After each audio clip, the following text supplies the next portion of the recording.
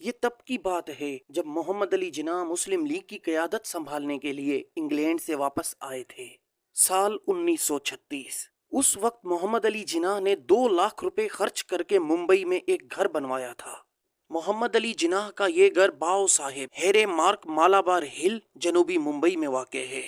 یہ پراپرٹی 2.5 ایکڑ پر محیط ہے۔ اسے ساؤتھ کوٹ ان مالابار ہل مینشن کے نام سے بھی جانا جاتا ہے۔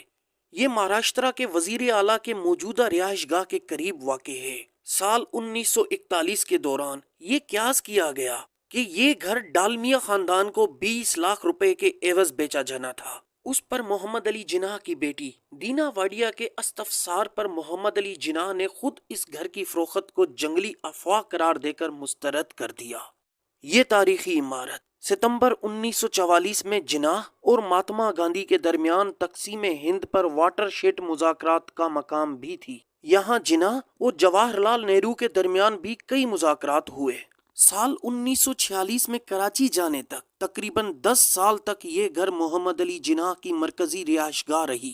مخالف فریق ہونے کے باوجود نہرو اور جناح کے درمیان کافی خوشگوار ذاتی تعلقات تھے، اور یوں نہرو نے جناح کی درخواست پر رضامندی ظاہر کی اور انہیں 3000 روپے ماہانہ کرایہ کی پیشکش کی، جو اس وقت ایک بڑی رقم تھی۔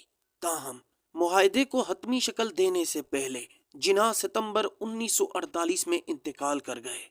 اگرچہ سال 1980 ہندوستان کے اس وقت کے وزیر خارجہ پی وی نرسمہا راؤ نے جناح ہاؤس کو پاکستان کے مقامی قونصلیٹ جنرل کی رہائش گاہ کے طور پر لیز پر دینے پر اصولی طور پر اتفاق کیا تھا، لیکن یہ منصوبہ کبھی بھی کامیاب نہ ہو سکا۔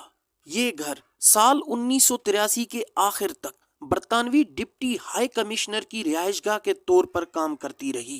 پھر تقریباً 2 دہائیوں تک یہ جائیداد 2003 تک خالی رہی، جب اسے Indian council for cultural relations کو ثقافتی سرگرمیوں کے لیے دیا گیا۔